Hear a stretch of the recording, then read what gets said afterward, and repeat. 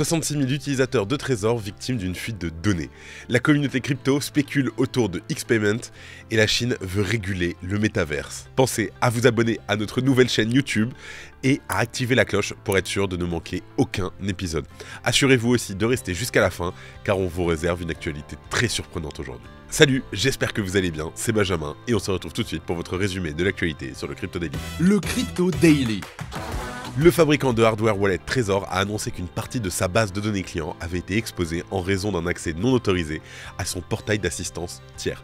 Environ 66 000 clients de Trezor ont donc été affectés avec des informations telles que le nom, le prénom, l'adresse email aussi, qui ont été compromises. Alors que s'est-il passé réellement? On vous explique tout ça dans un instant. En deuxième news, le réseau social X, dirigé par Elon Musk, a créé un nouveau compte nommé X-Payment pour sa future fonctionnalité de paiement prévue en 2024. Ce compte a suscité de l'intérêt de la communauté crypto qui spécule notamment sur l'intégration des paiements en crypto-monnaie. On en parle dans quelques instants. Et en dernière news, la Chine souhaite réguler les métaverses et plus précisément, les autorités chinoises veulent encadrer étroitement cet univers virtuel, comme en témoigne par exemple la récente création d'un groupe de travail visant à standardiser leur développement. On vous explique tout ça dans un instant. Mais avant de commencer, et comme d'habitude, le coin du marché. Here comes the money. Here we go. Le marché des cryptos commence la semaine dans le rouge, le Bitcoin perd 1,5% sur les dernières 24 heures et se maintient tout juste en dessous des 41 000 $. Ethereum voit son cours baisser de 2,13% pour un montant total de 2450 $ à peu près. Le BNB stagne et chute très légèrement de 0,07%. Le Sol et le XRP perdent respectivement 3,4% et 2,6%. L'ADA de son côté perd 3,2% et le Dodge chute lui de 2,5%. Et enfin pour terminer, la VAX suit la même trajectoire et perd 3%. Let's go, on passe aux news.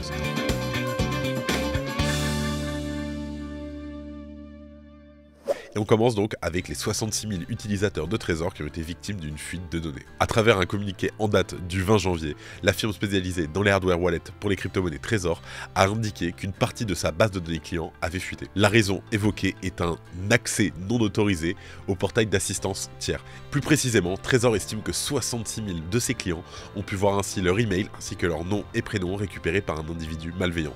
Le communiqué explique, je cite, « La protection de nos utilisateurs est notre priorité absolue et nous croyons en la transparence. En partageant ces informations, nous souhaitons vous donner les moyens d'accroître votre vigilance et de renforcer la sécurité de vos informations personnelles. » A noter que la divulgation d'une faille de sécurité est une obligation légale dans l'Union européenne dès lors que des utilisateurs européens sont touchés.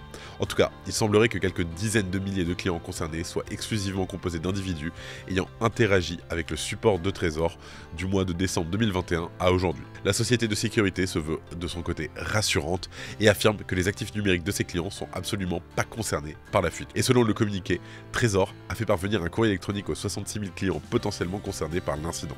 Elle les a informés qu'ils devront se montrer particulièrement précautionneux vis-à-vis d'éventuelles tentatives de phishing dans les mois à venir.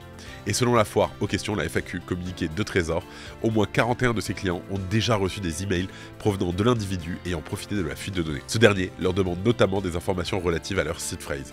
Alors, pour rappel, la seed phrase, c'est ce qui permet de sécuriser l'accès à un portefeuille en crypto-monnaie. C'est l'objectif numéro 1 des personnes malveillantes. Et selon Trezor, la raison de la faille a été corrigée d'un point de vue technique le 17 janvier 2024, mercredi dernier.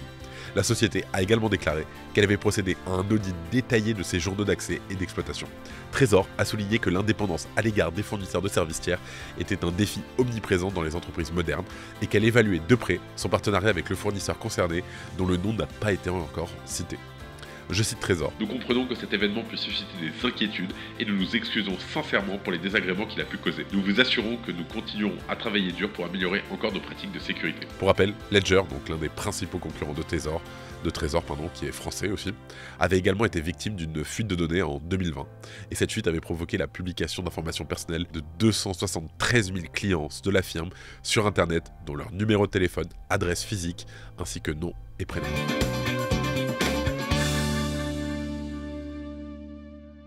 En deuxième news, la communauté crypto spécule autour de X-Payment.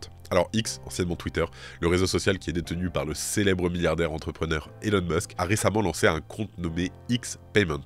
Alors en fait, ce compte, il semble être la prémisse d'une fonctionnalité de paiement attendue courant 2024.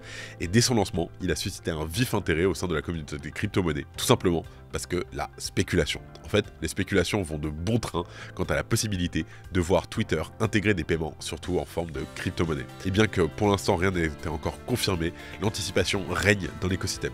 Le compte vérifié et associé à X a déjà attiré plus de 74 000 abonnés malgré l'absence de contenu. Les observateurs scrutent désormais les déclarations d'Elon Musk à la recherche du moindre indice confirmant ou infirmant la nouvelle.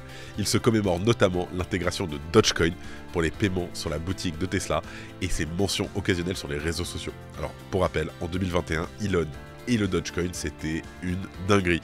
Il mettait des tweets sur Dogecoin prenait 4000%, enfin, c'était incroyable. Selon certaines analyses, le Dogecoin pourrait donc être la crypto-monnaie la plus susceptible d'être intégrée dans X. Et d'ailleurs, certaines personnes continuent d'exprimer leur enthousiasme quant à la possibilité de voir d'autres crypto-monnaies débutants par X, telles que le XRP, XLM et XDC ajoutés à la plateforme. Mais certains observateurs sont aussi pour le moins peu confiants. Ils notent notamment un possible déclin de l'intérêt de Twitter pour le contenu axé sur les crypto-monnaies depuis plusieurs mois.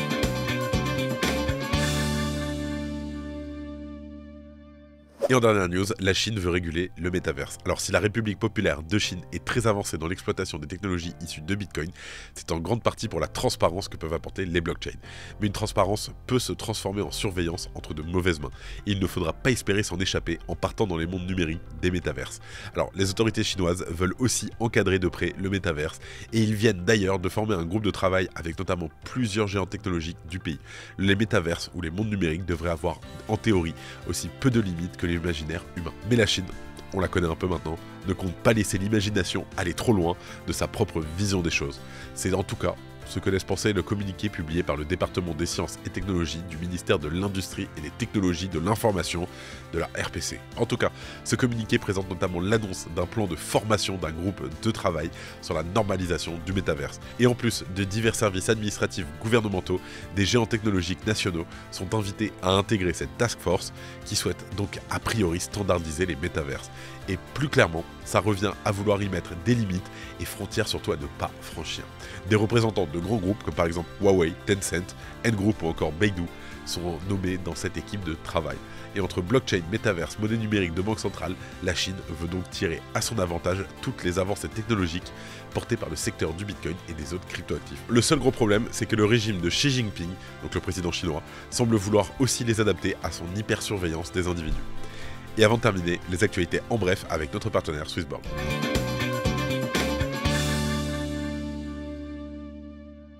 Pour débuter, on découvre l'actualité la plus étonnante du moment. Un pasteur de Denver a admis avoir détourné 1,3 million de dollars en crypto-monnaie, affirmant avoir agi sur les instructions de Dieu. Eli Regalado et sa femme sont accusés d'avoir détourné donc 1,3 million de dollars en INDX Coin pour des dépenses personnelles, justifiées par Eli comme une instruction divine. Leurs comptes bancaires sont gelés et ils doivent comparaître devant le tribunal du Colorado le 29 janvier. Les gestionnaires d'ETF Bitcoin détiennent près de 4 milliards de dollars en BTC. Les ETF Bitcoin Spot aux US connaissent un intérêt notable avec les 9 émetteurs détenant environ 4 milliards de dollars en Bitcoin malgré les importantes sorties du fonds de Grayscale. Huobi va renommer son token. Alors Huobi prévoit de convertir son token natif, donc le HT, en HTX.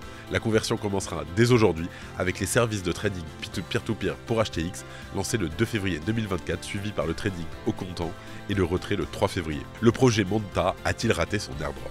Alors l'airdrop du layer 2 Manta a reçu des réactions mitigées. Malgré une augmentation de la TVL à presque 1,5 milliard de dollars surpassant Base, l'airdrop a été critiqué pour ses faibles allocations par rapport aux dépenses des participants. Merci d'être resté jusque là, n'oubliez pas de vous abonner, c'était Benjamin et je vous dis à demain. C'était Benjamin pour le Crypto Daily. Merci et à très vite.